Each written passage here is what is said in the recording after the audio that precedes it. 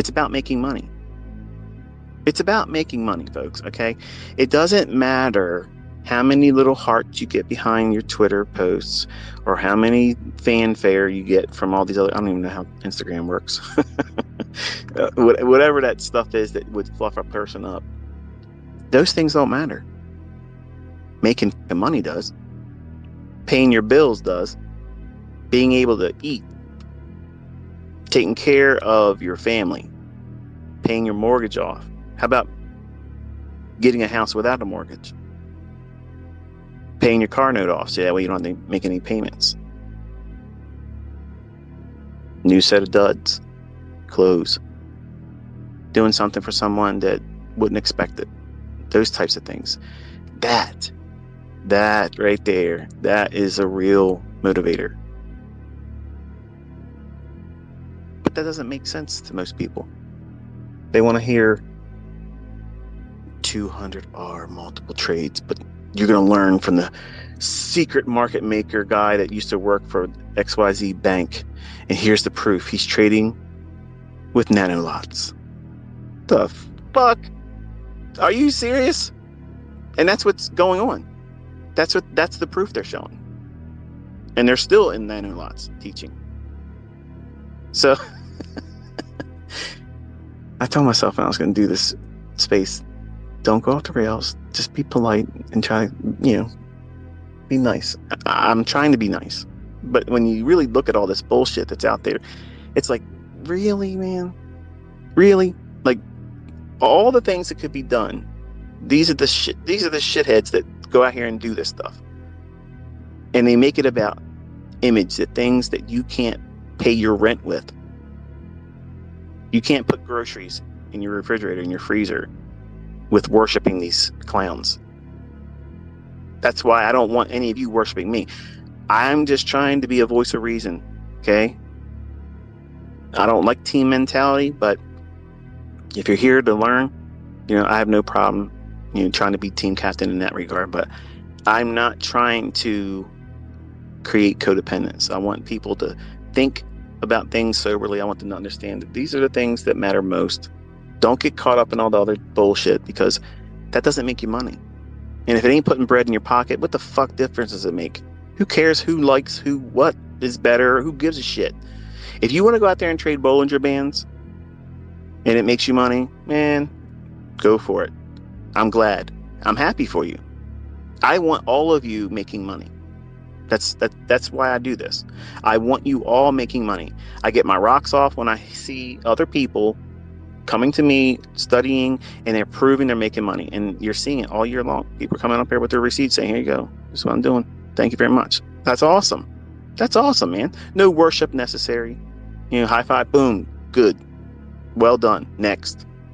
And then we encourage everyone. That's amazing. There's no sales pitch. There's no coupon codes. No Black Friday specials. You got to get in and buy my subscription before the price changes. Fuck all that. Fuck that. But that's why it's hard. Because everybody wants to find their place. And see, the problem is you're letting everybody else tell you where your fucking place is. Who's setting the table for you?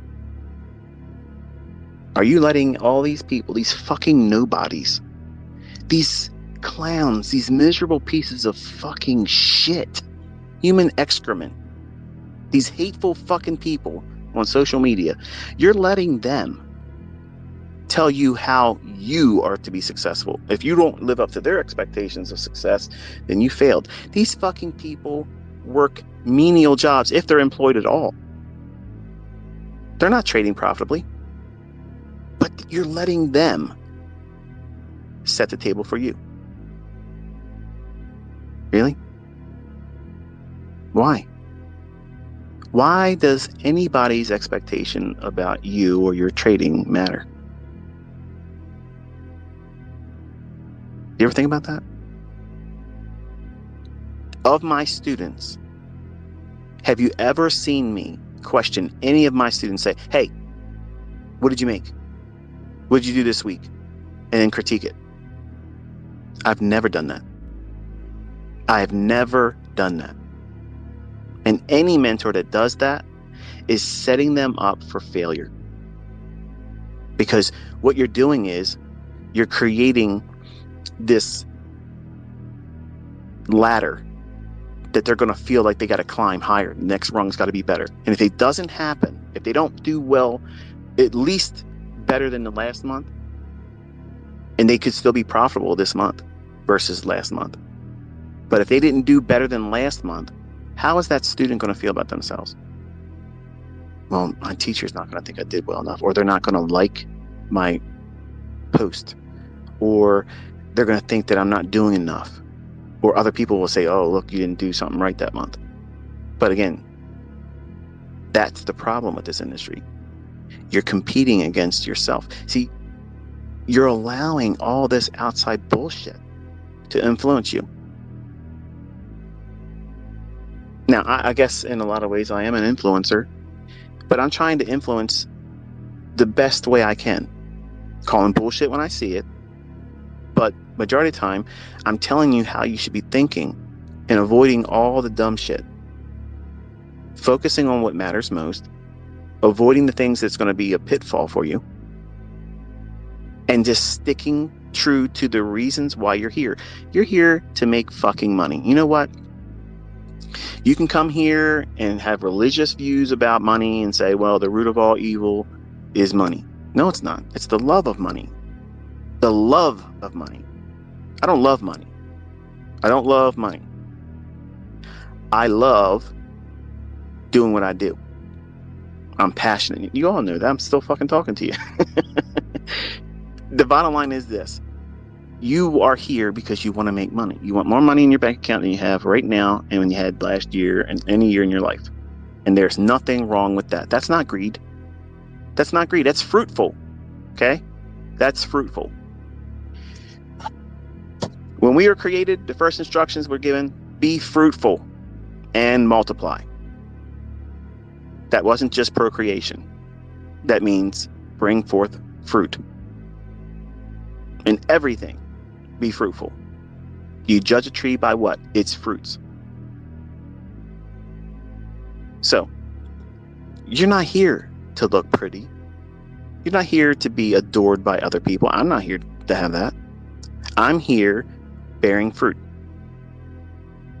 And for some of you, it's bitter, it's sour, you don't like the way it tastes. Other people will say it doesn't taste good, don't eat it. And the people that have worked hard to reach up and grab it and take it, they know it's sweet. They pay their bills with it. They buy cars with it. They're getting homes with it. They quit their jobs with it. They're building wealth with it. Okay, so you're not going to have anybody tell you, if you've tasted it now, no one's going to convince you that you've wasted your time. Who's going to tell you that? Nobody. You're not going to give them the time of day. So you have to do everything in this industry with removing and pruning all these bad things that are going to suck your attention and draw your passion away from being just principle oriented, result driven, and then consistency will be the derivative of that. That's what's going to come from doing those things. But you can't expect it to happen right away. And that's unfortunate, but that's the truth. And I don't hide from it. I don't sugarcoat it. You have to earn it. And there's no shortcut to it. There's no get to the point ICT. The point has already been made. The process is what you have to get to. Get to the process. I already went to the point. You get to the process and stick to it, because the results will yield themselves to you. But if you're lazy, if you have Olympic size expectations and you haven't been trading for several years consistently, that's a pipe dream. That is absolute fantasy. And it's guaranteed to be disappointing if you're holding that to, I'm going to do this. I'm going to prove my friends and family wrong. I'm going to go out there and I'm going to make $1 million. I'm going to make $300,000 my first year trading, and I'm going to do it with a $500 account. No, you're not. I'm telling you, as your mentor, you are not doing that. So don't even try to set yourself up for it. What's wrong with, I'm going to try to make 1 to 2% a week. That's my initial goal. I'm going to build up from that. But let's just see if I can hit that. How do I do pushing myself into a disciplinary approach to trading, just that and stopping? Can you do it? Because I'm going to tell you something. I put my private mentorship group through that several times each year. And it was surprising to see how they couldn't do it. Some of them could, but the majority of them couldn't do it. They wanted to do something else. It wasn't engaging enough. Really? What if you have a $500,000 account and you're doing 2% a week with that? Who's not impressed by that? I mean, I have money. That's still good money to me. But you all want some things to be superhuman, like out of the stratosphere type results. Like that stuff is attainable easily. It's not. It's not for someone that's new. So why would you believe anybody that says they can do it? I don't tell you you can do it. I couldn't do it in my first 6 years. I had to flounder around, blew lots of accounts. And nobody sat down with me and told you what I'm telling you. And I wish they would have. It would have been so much better for me psychologically to just hear someone tell me, you're doing it wrong. Stop doing it that way and do it this way. Even though it doesn't feel like it's productive and it's not sexy. It's not, the fast track to riches. I would have welcomed to hear that. Like, I would have been very appreciative to hear that. A message like this, I would have loved to have heard it. But, times are different now. Social media has changed everybody's perception of reality, truth, what matters most. And if you're not doing this to improve yourself, your family, your well-being, you're doing it for the wrong reasons. Because if you're doing it for any other reasons than those three, you're doing it for reasons that's about image, which means you're going to be emotionally charged about every trade you take, which is rule number 1. You can't be emotionally attached to the trades. You can't have a feeling of failure if it doesn't work for you. The trade, that transaction wasn't profitable. There's nothing wrong with that. That's just an unprofitable trade. That's not failure. That just means that transaction failed to yield you a profit. That's it. That's not your failure. That's not your inability to be profitable beyond that trade. It doesn't mean that. But that's what most of you are doing to yourself. You're telling yourself that this is what this means. This is the line in the sand. This means I can't be profitable. I have to have consistently winning trades. I'm not giving myself permission to have a losing trade or a losing week or a losing month. So I'm going to ask you the question again. If you lost 10%, 15% drawdown in 1 month, do you give yourself permission to have that? Chances are you're thinking to yourself, man, I don't think that's good. I don't think that's something I should be doing. No profitable trader or student of smart money concepts would have something like that. When I have students that have gone through my mentorship, and some of them have had months like that, and they still close the year out up 300, 400% for the year. To me, that's healthy. There's nothing wrong with that. That's not a bad thing. But some of you would look at that and say, look at this. This person's failing. I couldn't do that. I couldn't stomach that. Well, if you can't lose money, then you won't be a profitable trader, because profitable traders are professional losers. We manage risk, we manage losing, and we turn every trade that starts as a losing trade into winning trades over time. That's a consistently profitable trader. And think about it, because it's the truth. You got to get past the spread. and the commission costs. Before you do anything, before that market moves in your favor, you got to come over those costs first. So everybody opens a trade up in a losing position immediately. How you close that trade defines your ability to be profitable or not for that one transaction. But that one transaction, profitable or not profitable, does not make or break your career. But your perception as a new student or someone that's becoming, I guess, interest in the market, you're just now dabbling in it. You think that is the beginning of the end. Well, that's true if you lose your mind and you go bonkers and you start over trading, feeling like you got to get it back right away. Oh, I'm going to lose my funded account. I got to get this back right away. Why? Who said you have to get it back right now?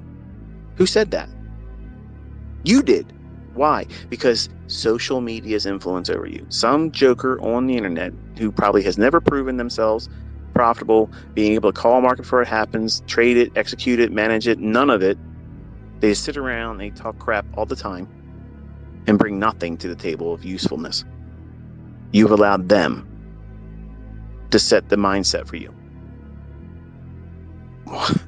Why are you so easily influenced by these people? Why are you letting other people give you these problematic viewpoints? Stop that. Remove all that stuff.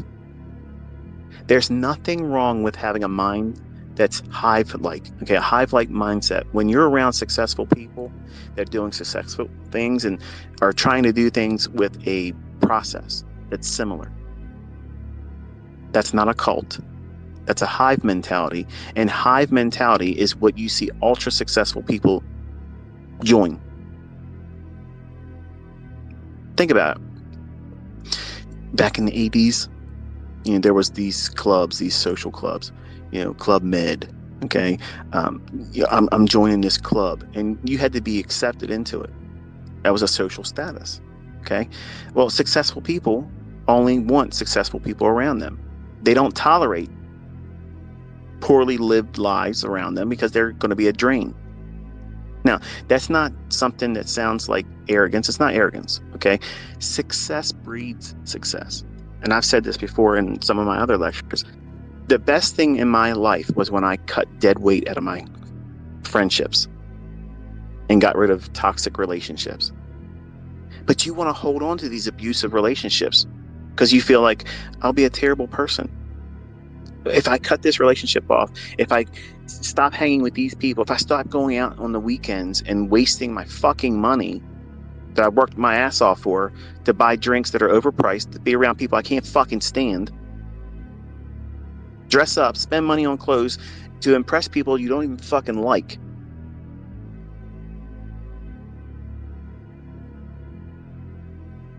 These mentalities that people subscribe to, that's the wrong way of doing it. You got to cut that dead shit out of your life. And that same approach, you need to do that with your trades. If you have dead wood in your trade, you cut it out, get rid of it. You want something that's going to float. You want something that's going to sail on its own, take off, and have no problem. But if you got to tow the weight of a market that's not trying to move, and you want to see your will come to fruition, you want to see your pride and ego get stoked because you held on to something that you knew in your heart of hearts that thing was wrong. It wasn't moving anywhere. But just because you held on to it, it just happened to have a static little move in your favor, and it ran up and hit your little short-term 5-handle, 6-handle move. And you're going to champion that like it's something great. It's not. You broke every rule. You put yourself through an abusive relationship. That trade was abusive. You coddled that. You held on to it. You enabled it to do those things to you. You allowed it to abuse you mentally and psychologically, and you risked monetary loss because you didn't want to cut it out of your career as a trader. It's a failed relationship. There's nothing wrong with it. When you identify it early, there's nothing wrong with cutting that out. You want to be around success. Success breeds success. It's not privilege, it's mindset. And if you have a defeated mindset and you have bums, busters, jokers, clowns hanging around you, mooching, hey man, got any cigarettes? Got a cigarette, man? I don't smoke, but that's one of the ugliest things I've ever seen. You're broke, you can't afford it, and you're asking somebody else for another cigarette. Hey man, I'm a little short this week. You got me tonight, man? I want to go out and get some drinks. You got me? No, I ain't fucking got you. Stay the fuck home. And I ain't spending my money on you. Okay? If you can't afford it, then don't go out. These people are draining you. They're draining your energy. They're draining your wallets. And what are they bringing to you? You might feel like, oh, yeah, I'm helping them out. Fuck them. They're losers. They're losers. They're creating a stagnant environment for you. Any energy you direct towards them, enabling them to be a drain on everyone, you included, you're stealing that opportunity for you to give yourself an increase that will benefit you, your family, and your circle. That's not greed. That's not selfishness. That's success. Okay? That's how you stay afloat. You don't let dead weight drag you down and drown you. And I did that with my personal relationships with my friends that I went to high school with. I'm telling you, I got one out of all of them.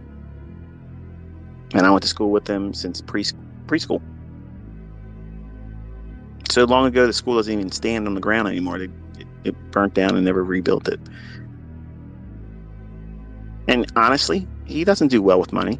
He doesn't listen to me, but I love him like a brother. He's my oldest friend. And you know, the bottom line is this: you are making decisions in these markets that are going to be manifesting the very way you conduct your personal life. And if your personal life is a fucking mess, why are you surprised that your trades are the same way?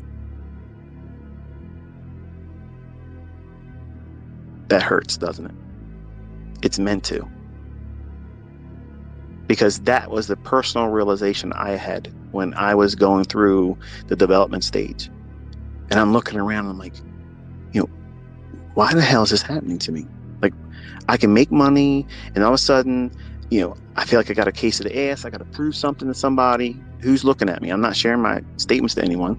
Nobody was aware of what I was doing initially. I didn't want to show anybody because I was afraid I would jinx it.